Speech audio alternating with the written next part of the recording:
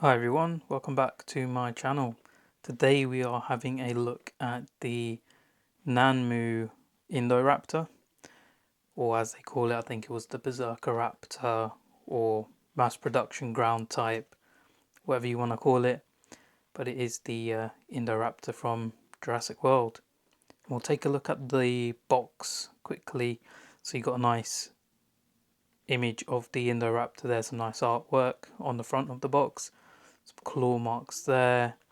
On the side we've got some nice images of the Indoraptor model, and on the back again we've got a nice image of this model.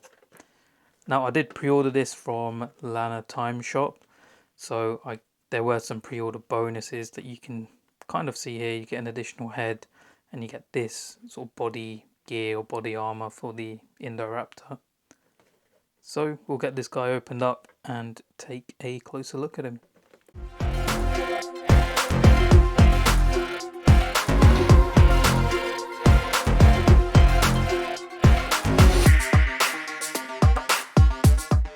Okay, so we'll start by taking a look at some of the accessories that we get with the Indoraptor.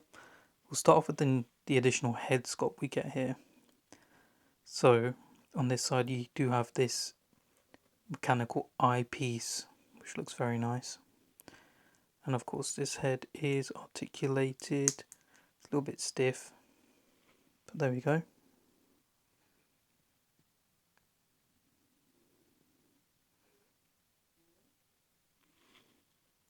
Very well detailed.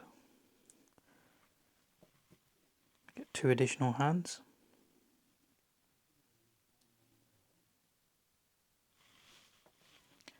And we get this tactical vest, which the Indoraptor does come with this fitted on. It was a bit of a pain to get this off. The joints and arms are very tight on the Indoraptor, and I'll show you briefly how to take this off when we have a look at the Indoraptor, which we will do now.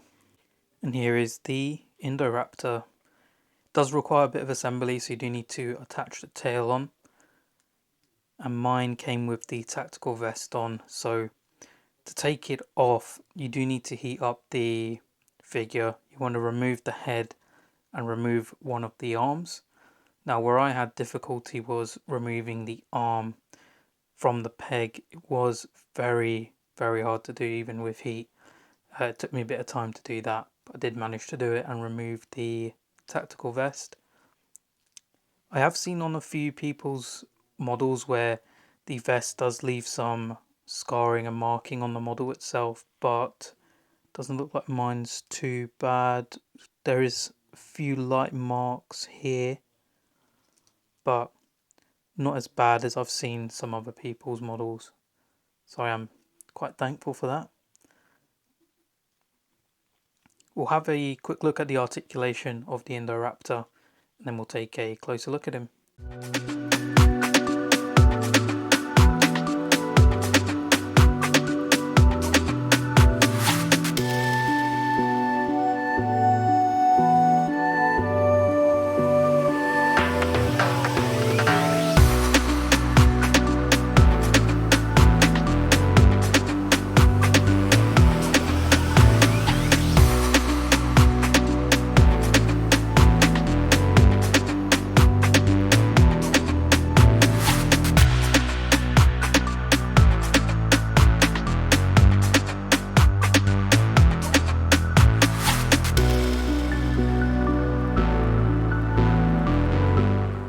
So now that we've taken a look at the articulation, we will take a look at the model and the details.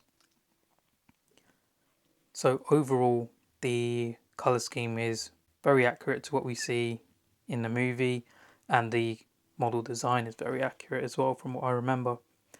Now this isn't a very colourful hybrid dinosaur. As you can see, the base colour is black and you do have a yellow stripe running through the body.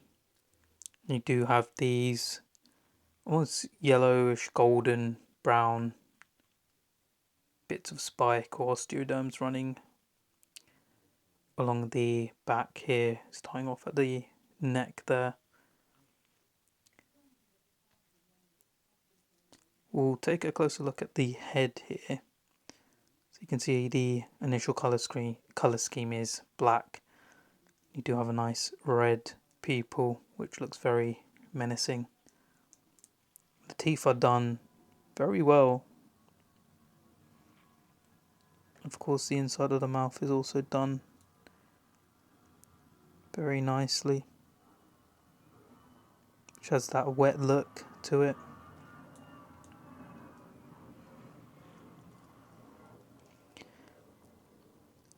There's a lot of fine scale detail on this. As we move down from the head here, you've got the main body. You can see some of the ribs coming through there on the side, with this animal being fairly slender. Do have those nice long arms with the quills coming off on the forearms there. Got these brown or dark claws. And again, on the feet here, claws are done very nicely.